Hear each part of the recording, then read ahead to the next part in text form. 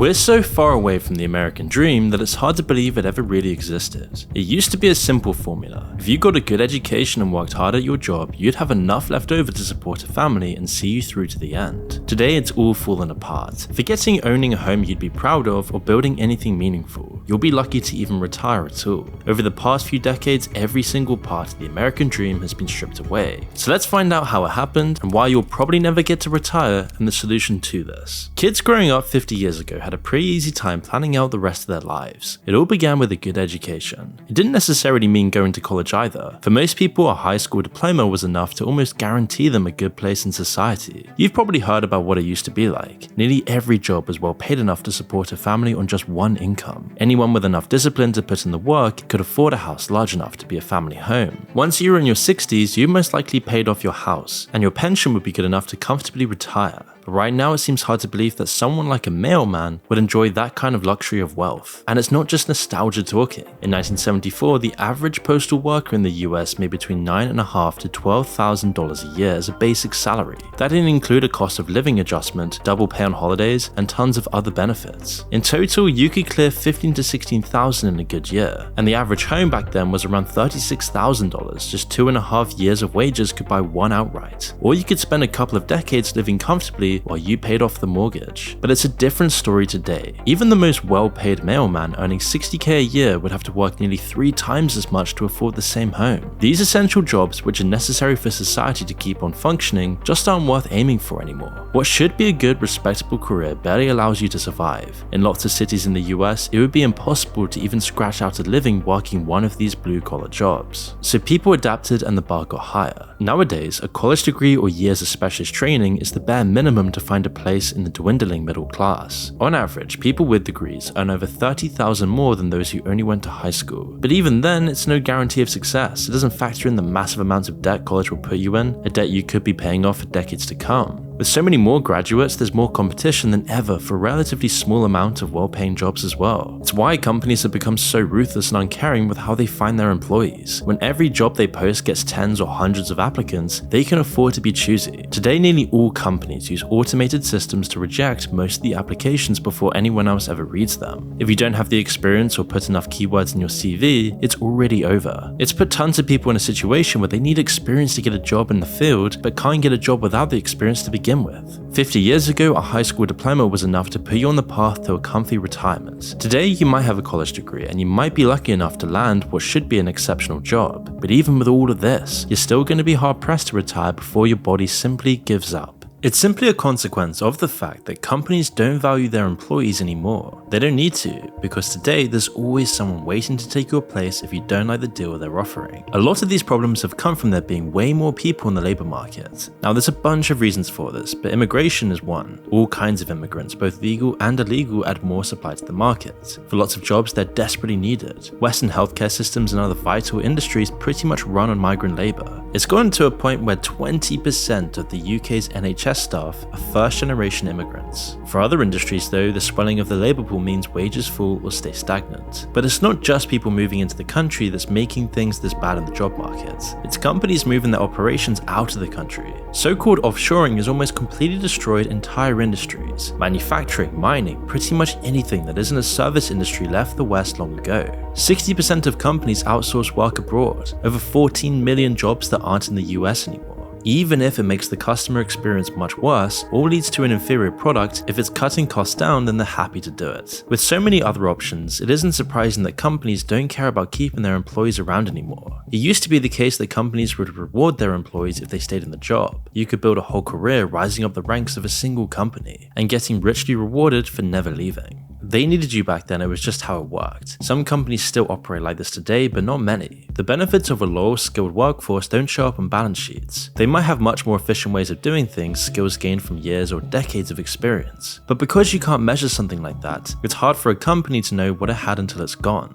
So managers and executives looking to pinch pennies neglect their duties to their employees. Sometimes they just fire them or outsource their work, but a lot of the time they just don't give them the right motivation to stay. It's been a long process spanning for decades, but we can see the results of it now. It's ridiculously more lucrative. It's become so normal for people to jump ship every few years. First is the problem with how hard it can actually be to climb the ladder at most giant companies. Before, when single jobs used to pay enough to let you and your family live comfortably, it was different. If you didn't want to, you didn't have to climb the ranks to make a good life. But now that the only top positions promise that kind of safety, you're almost always forced to keep climbing or searching for something new. Always in a limbo state of insecurity, never knowing if you'll get another paycheck. Today it's far harder to convince your current boss to give you a raise compared to convincing a new company to give you a better starting salary. Workers who stay with their current jobs for over 2 years earn a staggering 50% less on average than those who switch employers. It's created an environment that rewards jumping ship, as companies don't care about keeping people on either. They'll have no problem firing people who put 20 or 30 years of work for them, as you're just names and numbers on a spreadsheet anyway. It's an especially big problem for people who are towards the end of their careers, as it's much harder for them to convince other companies to hire them. All of these things have made having a job today like treading water. If you don't keep moving, it seems like you'll drown.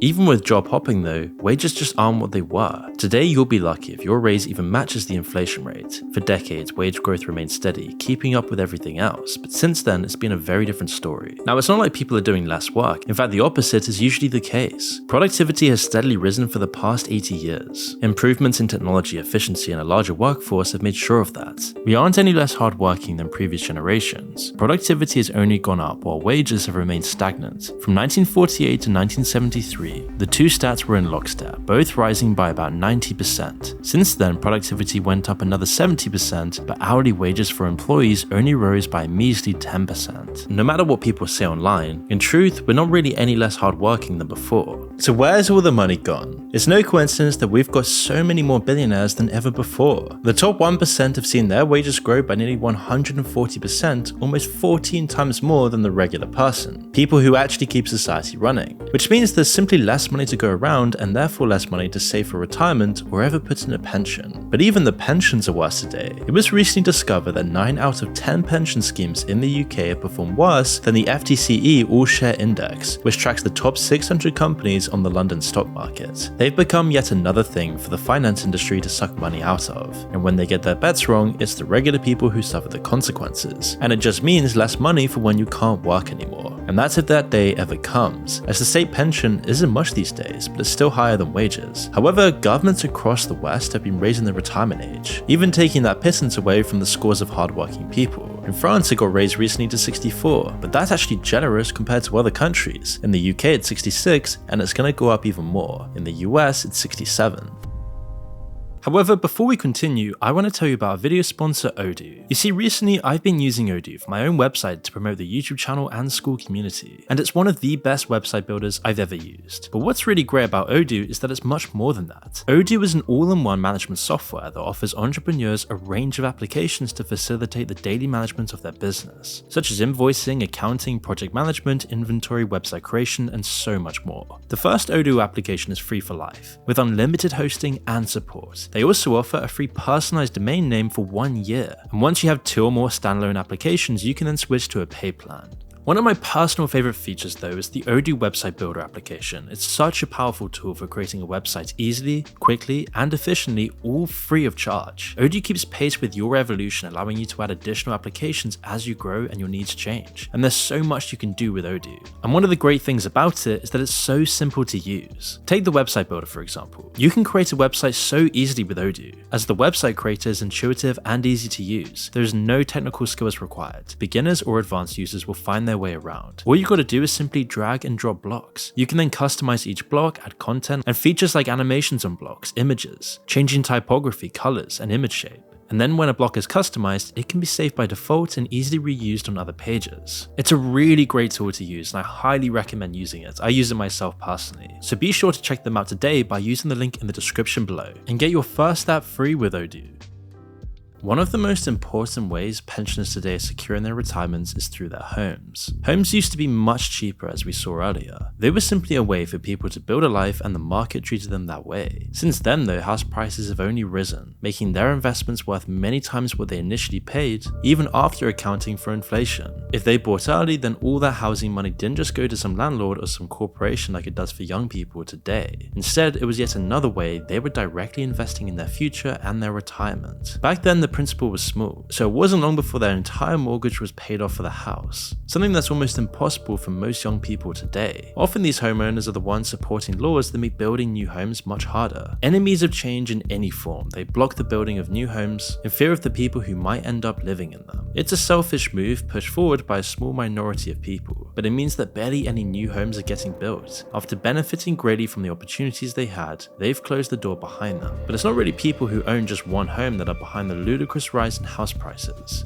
Instead, it's the way that corporations and businesses have used them as financial investments. Over the past 50 or so years, the housing market transformed. It used to be a way for people to get a roof over their heads and build their own lives, but now it mostly exists as yet another place to store money. Tons of that excess wealth made by the increase in productivity has found its way there. Corporations buy up homes and either rent them out at insane prices or just leave them empty while their value goes up. And it all worked out for the people who bought a home a few decades ago, but now it's a big part of their retirement plans. If they ever need money, they can simply downsize once the kids have moved out and pocket the differences, which is often hundreds of thousands of dollars. But it's those who were never rich enough to own a home to begin with, or people entering the market today, that are suffering the costs of this. With how crazy the ratio between wages and house prices has gotten, lots of people will never be able to afford to buy. They'll be stuck renting, watching thousands and thousands of dollars go into someone else's bank account. Rent prices along with housing prices have massively increased. It's something that's only gotten worse with time. The biggest rise in rents has happened recently, and there's no signs that that's going to stop. Between 2019 and 2023, the average rent went up by over 30% across the US. They've outpaced wages across this same time period in 44 of the 50 largest cities in the US, which is yet another example of something that's only gotten more expensive in comparison to pay. Rent, food, utility bills, all the essentials have generally gotten more expensive compared to wages. While wages are beginning to catch up to some things like food prices, it's too little too late. 6 out of 10 Americans feel like the economy is in recession, but unfortunately it might just be the new normal. It's because people have been pushed out of the system entirely. Most people's finances are in bad shape, whatever the stock market might look like. Even if it does go up by a percentage point or two, they don't feel it. People are being squeezed so hard that they can't get the funds together to save for the future. A staggering 78% of Americans now live paycheck to paycheck, scraping together what they can to survive. For lots of people, it's only getting worse. Over 50 million are now using food banks. 12 million rely on predatory payday loans just to see themselves through the week. And what's going to happen when all of these people start entering retirement without anything saved for the future? It's these kinds of societal conditions that pave the way to tyranny, as when people go hungry and they don't have enough for their families, it builds anger and resentment. And we're already quickly getting to a place where there's no point for honest working people to still have faith in a system that has trodden them over and over again. And with more and more people coming into the West, more pressure on government services, a massively aging population that won't be sustainably lifted by Generation Z, it will cause massive tension in the West. And without any hope, people will do anything and support anyone who says they can make things better, no matter the cost. Right now, the left pretty much ignores that this is happening, pretending that everything is normal. Meanwhile, the right seems to co-opt this anger and tries to use it for their own purposes. But as we'll see, neither side of the spectrum is ready to deal with the massive societal changes that are about to take place. Automation is coming. It doesn't matter how many people will lose their jobs, it's an unstoppable economic truth. We've already seen it happen time and time again. Nearly everyone who used to work in agriculture, each person could only really make enough food to feed themselves and a few others. With automation, this all changed. Now only around 10% of the US works in agriculture. In countries with far less farmland, like in the UK, it's only 1%. As technology progressed, new jobs stepped in to fill the gap. Most people moved from farms to the factories, but more recently, these jobs have been drying up fast as well. Most of the factories in the West closed long ago, and today they're on the brink of extinction because of automation. It was the reason for 88% of factory jobs that vanished between 2000 and 2010, and now we're facing an even greater shift in the fabric of society. While AI still has its quirks and can be a great resource for many people, it also has a very dark potential in some ways to wipe out jobs of millions across the economy. But it won't just be factory workers this time, although their jobs are still under threat. The main casualty will be the transportation industry. Driving in some way or another is still the most common job in 29 states. So far it's been impossible for companies to replace them, but that won't last long forever. Soon AI will be able to replace drivers entirely. Already in places like California, you're starting to see driverless cars. And not just cars, but actual taxis and Ubers. And in tests, automated trucks have been able to detect and avoid obstacles with incredible precision and speed. And the companies pushing this forward expect to have whole fleets of autonomous trucks in just 3 or 4 years' time. Now of course this has many benefits, and it has even more benefits for most of the companies. No driver means no wages to pay, and AI systems don't get tired so they don't have to take breaks, which means your parcels can be there quicker, prices can be cheaper, and once the technology is sound, the trucks will be far safer for other vehicles. However, there are still some kinks to figure out, like how well they perform in wet conditions in busy cities or even uneven terrain, but we'll see them on the main highways very soon, and because of this, they could end up replacing over 90% of the 500,000 long-haul truckers working in the US right now. But it isn't just the transportation industry either. Tons of office jobs related to data entry or admin work will disappear. The legal industry and the healthcare industry will have tons of jobs replaced, because ultimately AI is better than most people. I mean, it's better than most doctors at spotting signs of cancer in scans, for example. Call centers already make you talk to a chatbot at the first point of contact. Some estimates put the amount of jobs lost to AI in the relatively near future at 300 million, up 1/5 of all jobs by 2050. So what happens to all of the people who do eventually get replaced? Now most of them aren't going to fit into another role in society. These aren't people who are going to learn how to code and design these systems, which are the only jobs that AI can really create. Ironically, that's a job that will soon be replaced as well. Now there is the argument that the jobs technology takes will also create new jobs and replace those. When people stopped using horses as their main mode of transport, cars created a whole new industry to replace them. But we don't know if this will always be the case. The jobs related to AI are far more complicated than most people can handle. It takes natural talent and years of study to even get started with them. For the first time, the machines that are replacing jobs are smarter than we are. And whilst this has a bunch of benefits, in terms of making our lifestyles so much easier and better with AI, there's the worrying thought of what if we can't keep up with it, as this will mean even less money in the pockets of regular people, which brings us back around to retirement. With all of these jobs soon to be replaced, the people working them will have lost their ability to survive even while they're still young and healthy. Never mind what they'll do when they're too old or too sick to do any kind of work. We've seen that over the past 50 years, the world has become less designed for people and more for machines and the profit they make. The economy will eventually recover from the chaos of the past 2 decades, but we won't see the benefits. It'll take a complete shift in the way the economy is run for current generations to even dream of retiring. But we'll have to wait and see whether people in society can actually cope with it.